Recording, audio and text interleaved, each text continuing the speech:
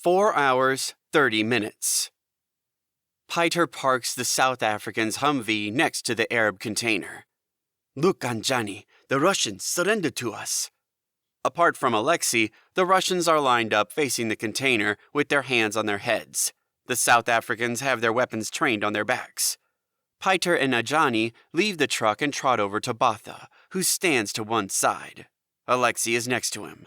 A black case and a gray case rest at their feet. "You did well, Piter," Botha says. "Only under your leadership, Ngombe." "The codes." Botha passes the remote to Piter. "Enter them, now." Piter kneels and inputs the numbers that are on the outside of both cases into the remote.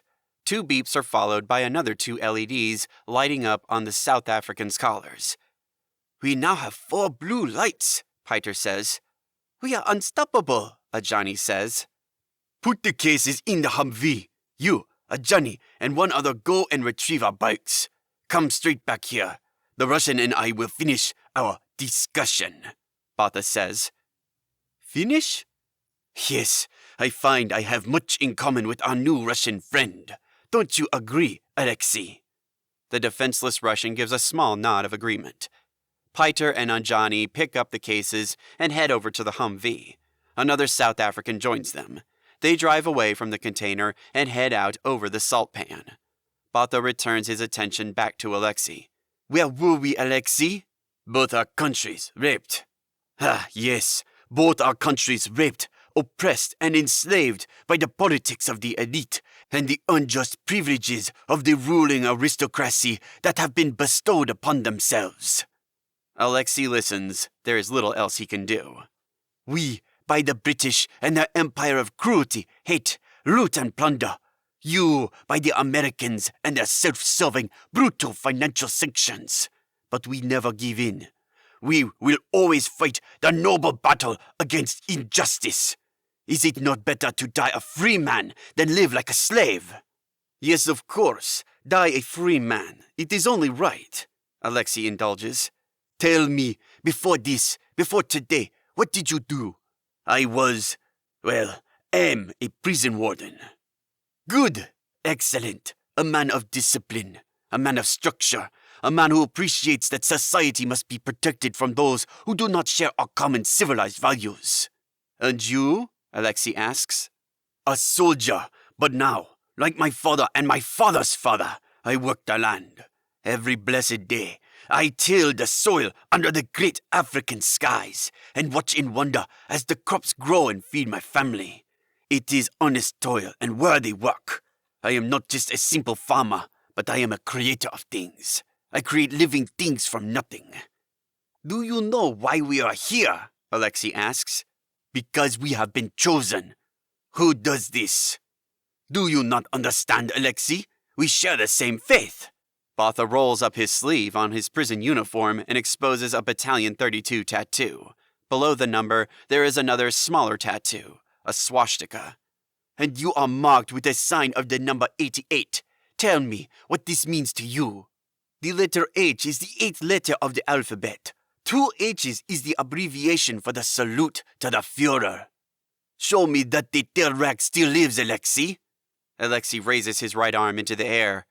"Heil Hitler," Botha says. "I expected nothing less because divinity has intervened for our great nations. We now go forward as one. Yes, it is our new destiny. The money?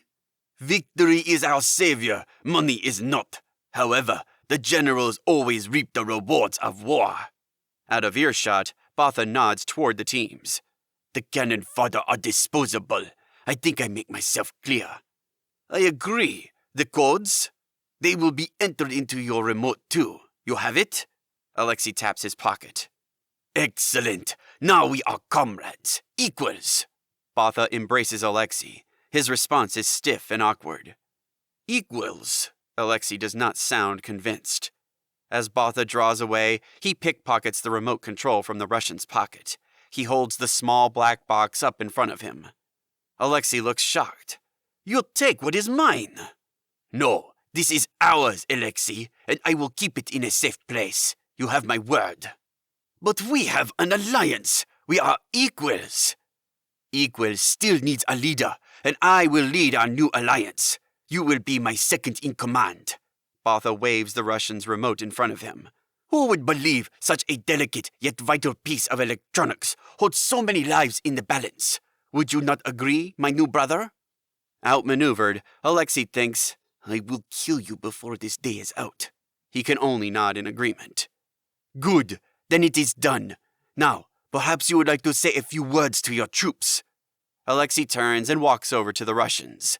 Botha follows him. Men and women of Russia, turn your brave souls towards me, Alexei commands. Cautious, the Russians turn and face Alexei and Botha. Lower your weapons, Botha instructs his team. The South Africans bring their guns downward. The tension between the two teams diminishes. I have made us an agreement, a pact, Alexei continues. We go forward as one. We are now an ultimate fighting unit. Nothing will stop us. The South Americans will lead us, and we will follow them. And I promise you this, between us, we will take you to victory and to freedom and to riches. What do you say, Russians? Let the South Africans speak, Mikhail points at Botha. Botha steps forward. He pauses for several seconds, then shouts, Today, we are not Russians or South Africans. Today, we are now African Russians. Our common enemy will fear us and bow to us, and we will rule them with the iron fist of solidarity. The African Russians nod their head in agreement. Botha pauses once more, then shouts, For today, my brothers in arms, anyone who stands in our way will be annihilated.